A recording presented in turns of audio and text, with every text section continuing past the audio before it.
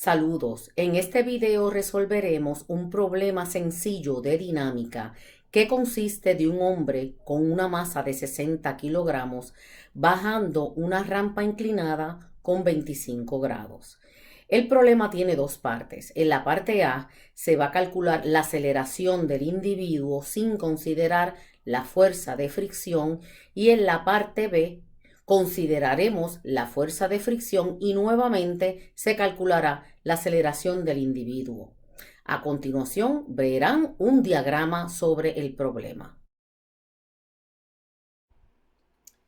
Para resolver un problema de dinámica, lo primero que hay que hacer es identificar las fuerzas que siente el objeto que se está estudiando. En este caso, la persona bajando la rampa siente la fuerza normal, que es la fuerza que hace la superficie sobre la persona, y recuerde que siempre esta fuerza es perpendicular a la superficie. La otra fuerza que siente la persona es su propio peso, y el peso siempre apunta hacia el centro de la Tierra. Esas son las únicas dos fuerzas que siente la persona porque no consideramos la fricción. Para poder dibujar el diagrama de fuerza, nosotros tenemos que trasladar estas dos fuerzas que siente el individuo a un plano cartesiano. Ahora, en este caso, por conveniencia, inclinaremos el plano cartesiano de tal forma que uno de los dos ejes esté paralelo al movimiento del objeto que estamos estudiando. En este caso vamos a colocar el eje horizontal o el eje de X a lo largo de la rampa. Por lo tanto, mi eje está inclinado o estará inclinado por unos 25 grados. Si yo dibujo aquí el eje inclinado por 25 grados, que es el ángulo de la rampa, entonces la fuerza normal apuntaría hacia positivo Y, mientras que el vector peso estaría en el tercer cuadrante y el ángulo entre el vector peso y el eje vertical sería el ángulo de la rampa. Este dibujo que hemos hecho hasta ahora, que son las fuerzas dentro de un plano cartesiano, es lo que se conoce como diagrama de fuerza o diagrama de cuerpo libre. Cuerpo libre.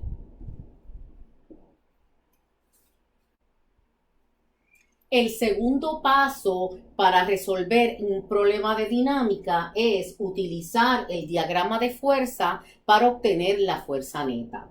Note que he enderezado el plano cartesiano simplemente por conveniencia. Podemos observar que la fuerza normal no tiene componentes en X, sin embargo el peso tiene componente en X y tiene componente en Y. Note además que el ángulo que estamos utilizando de referencia se mide con respecto a la vertical. Como explicamos en el video anterior, cuando esto ocurre, entonces para obtener la magnitud del componente en X utilizamos la función seno, mientras que para obtener la magnitud del componente en Y utilizamos la función coseno. Una vez descompuesto el vector en sus dos componentes, entonces procedemos a sumar todas las fuerzas en X aparte de todas las fuerzas en Y. Cuando escribimos la sumatoria de fuerzas en X, la fuerza normal no contribuye. La única fuerza que existe es el componente en X que apunta hacia menos X. Por lo tanto, sería menos W seno de 25 grados. La suma de fuerzas en Y, según se observa en el diagrama de fuerza, tenemos N que apunta positivo y WY que apunta negativo, por lo tanto sería N menos W coseno de 25 grados. Y ya logramos obtener el segundo paso, que es obtener la suma de fuerzas en X y la suma de fuerzas en Y. El próximo paso es sustituir estos valores en la segunda ley de Newton. La segunda ley de Newton establece que la fuerza neta es igual a la masa del objeto multiplicada por la aceleración. Recuerden que esto es una ecuación vectorial, por lo tanto se tiene que expresar de esta manera. La suma de fuerzas en X es igual a la masa por la aceleración en X y la suma de fuerzas en Y es igual a la masa por la aceleración en Y.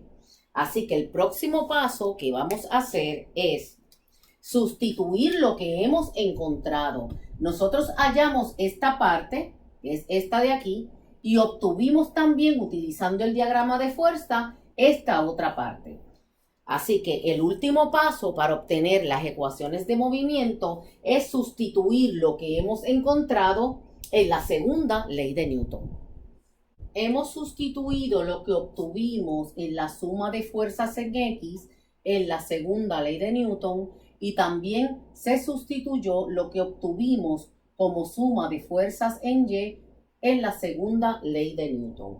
Ahora tenemos que recordar que cuando analizamos el objeto que se mueve bajando la rampa, decidimos utilizar o inclinar el eje cartesiano tal que uno de los ejes apuntara paralelo a la rampa. Por lo tanto, el individuo se mueve a lo largo del eje horizontal, pero no se mueve a lo largo del eje vertical. Por lo tanto, podemos concluir que la aceleración en Y es 0. Ahora estamos preparados para escribir las ecuaciones de dinámica, las ecuaciones que representan el movimiento del objeto que estamos estudiando. La primera ecuación es menos W por seno de 25 grados es igual a M por AX. Ahora, es muy importante aquí hacer otro análisis del movimiento.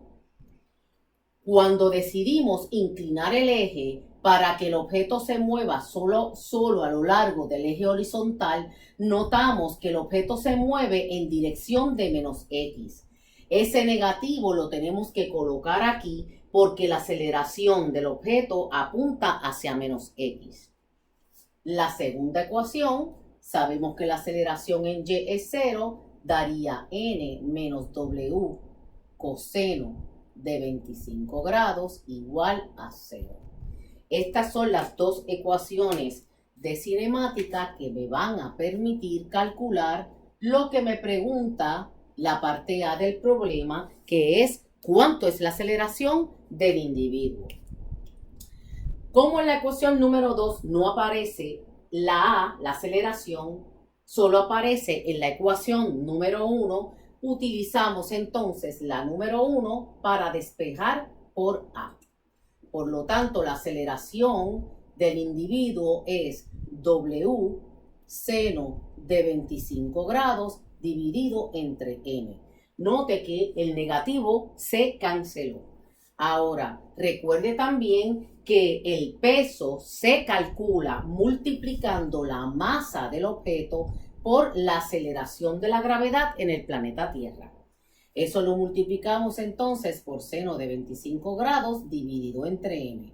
Note que la masa se cancela, por lo tanto finalmente tenemos que la aceleración del individuo es G por seno de 25 grados. Si sustituimos el valor de G, que es 9.8 metros entre segundo al cuadrado, y lo multiplicamos por el seno de 25 grados, obtenemos que la aceleración del individuo es 4.14 metros entre segundo al cuadrado.